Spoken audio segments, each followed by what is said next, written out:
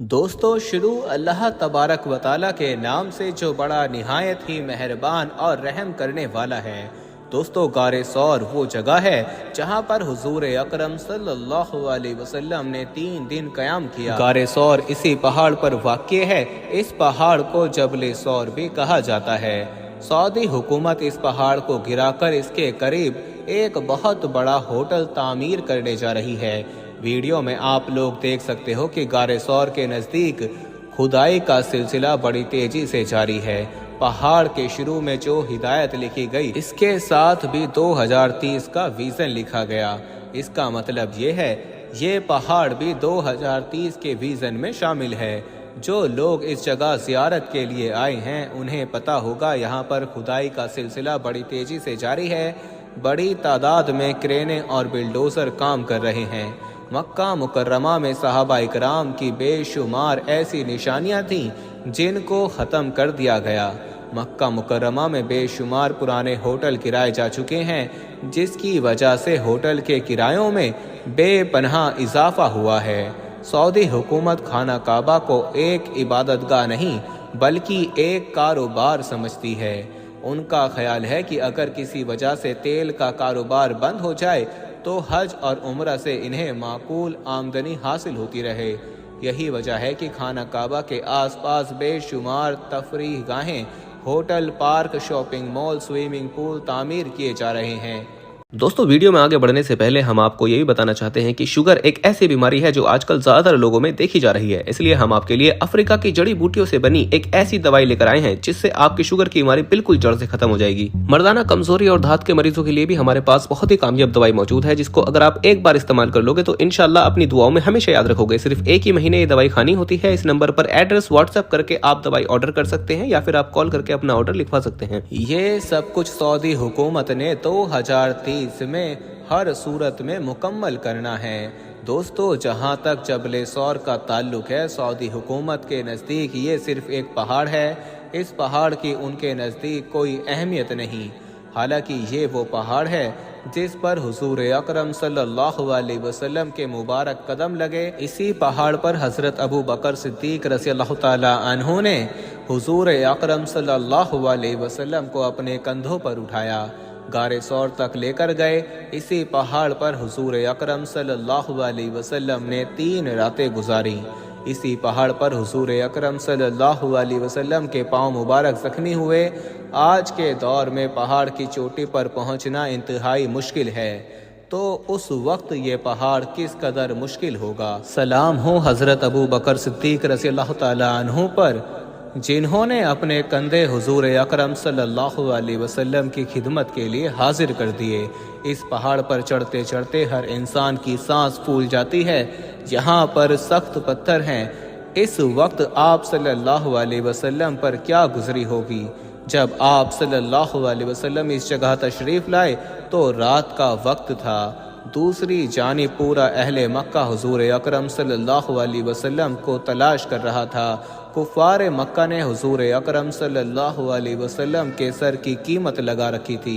हुजूर अकरम सल्लल्लाहु अलैहि वसल्लम को अल्लाह रब्बुल इज़्ज़त की ज़ात पर तवक्कल था। फिर अल्लाह तबारक व तआला ने आप सल्लल्लाहु अलैहि वसल्लम को दुश्मनों के दरमियान से इस तरह निकाला कि वो देखते ही रह गए। यहाँ से कौन गुजरा है? वो शैतान ही था जिसने कुफ़ार मक्का को हुजूर अकरम सल्लल्लाहु अलैहि वसल्लम को ख़त्म करने का मशवरा दिया। आप लोगों को सुनकर हैरानी होगी, जब हुजूर अकरम सल्लल्लाहु अलैहि वसल्लम ने मदीने से हिजरत की तो उस दिन आपकी पैदाइश का दिन था। जब सुबह कुफ़ार मक्का आप सल्लल्लाहु अलैहि वसल्लम के घर में दाखिल हुए तो हज़रत अली शेर खुदा रज़ियल्लाहु ताला अन्हु आप सल्लल्लाहु अलैहि वसल्लम के बिस्तर पर सोए थे। इन्होंने कम उम्री की वजह से आपको छोड़ दिया। जब उन लोगों को हज़रत अली रज़ियल्लाहु ताला अन्हु से कोई जवाब ना मिला तो उसके बाद ये लोग हज़रत अबू बकर सिद्दीक रज़ियल्लाहु ताला अन्हु के घर गए। दोस्तों अबू जहल ने हज़रत अस्मा के कान पर तमाचा मारा जिसकी वजह से उनका कान फट गया। इस पहाड़ की पिछले जानिब हज़रत अबू बकर सिद्दीक रज़ियल्लाहु ताला अन्हु ने ہجرت کے لیے 2 اونٹ بھی تیار کر رکھے تھے۔ اس پہاڑ کے پیچھے حضرت ابو بکر صدیق رضی اللہ تعالیٰ عنہ کا غلام عامر بن فہیرہ بکریاں چرایا کرتا تھا۔ وہ شام کو غار کے اندر دودھ لے کر جاتا۔ حضرت اسمہ بنت ابو بکر جو کہ حضرت ابو بکر صدیق رضی اللہ تعالیٰ عنہ کی بیٹی تھیں، جبکہ حضرت زبیر بن عوام کی بیوی تھی، وہ حضور اکرم صلی اللہ علیہ وسلم اور اپنے والد کے لیے کھانا لے کر آئیں۔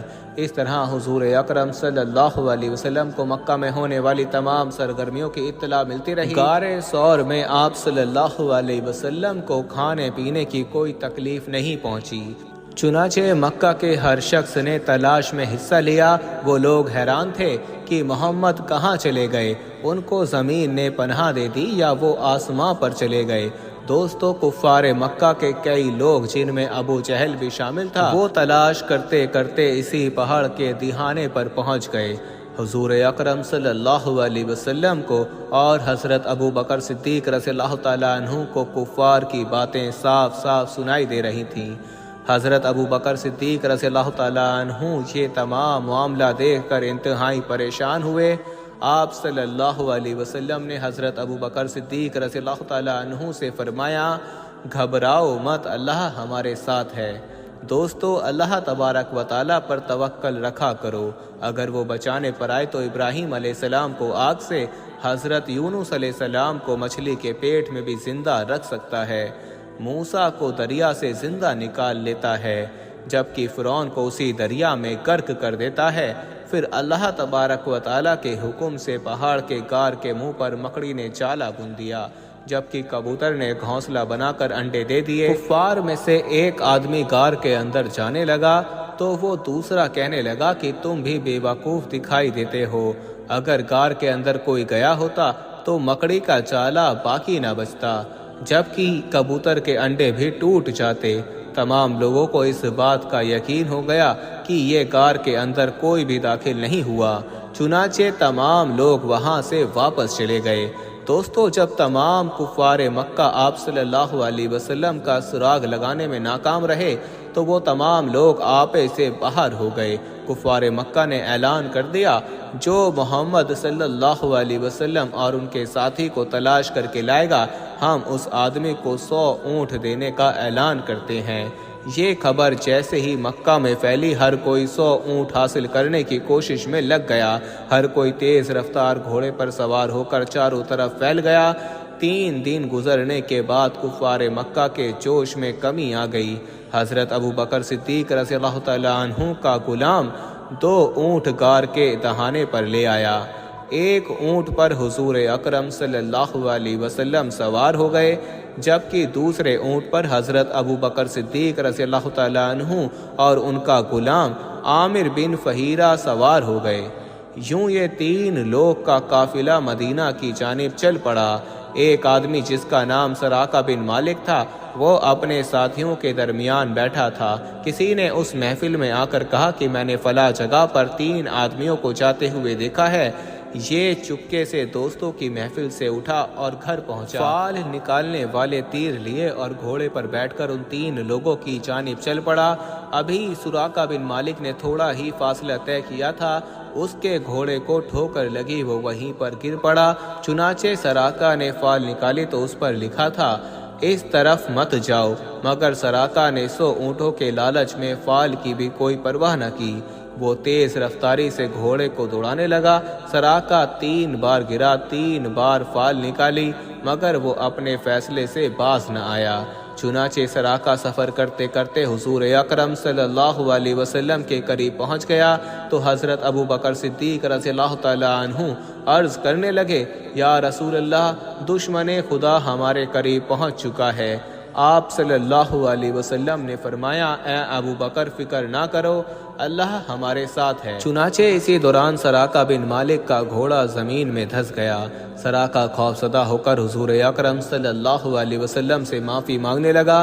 حضور اکرم صلی اللہ علیہ وسلم نے سراقہ کو معافی کا پروانہ جاری کر دیا، اس کے لیے دعا بھی فرمائی۔ دوستو، یہ مسلمانوں کے لیے انتہائی مقدس پہاڑ ہے۔ جس جگہ بھی ہمارے پیارے نبی اکرم صلی اللہ علیہ وسلم نے قدم رکھے، ہمارے لیے وہ جگہ پاک اور برکت ہے۔ اللہ تبارک و تعالیٰ کو حضور اکرم صلی اللہ علیہ وسلم کی ہر چیز سے پیار ہے۔ یہی وجہ ہے کہ اللہ تبارک و تعالیٰ نے کبھی آپ کی زلفوں کی قسمیں کھائیں، کبھی آپ کو پوری دنیا کے لیے رحمت قرار دیا۔ حضور اکرم صلی اللہ علیہ وسلم کی ذات تو وہ ہے جس کا ذکر آسمانوں پر بھی کیا جاتا ہے، فرشتے بھی جس پر درود بھیجتے ہیں، حتیٰ کہ قرآن مجید میں فرمایا ان کے ہاتھوں پر آپ کے ہاتھ کی صورت میں اللہ رب العزت کا ہاتھ ہے۔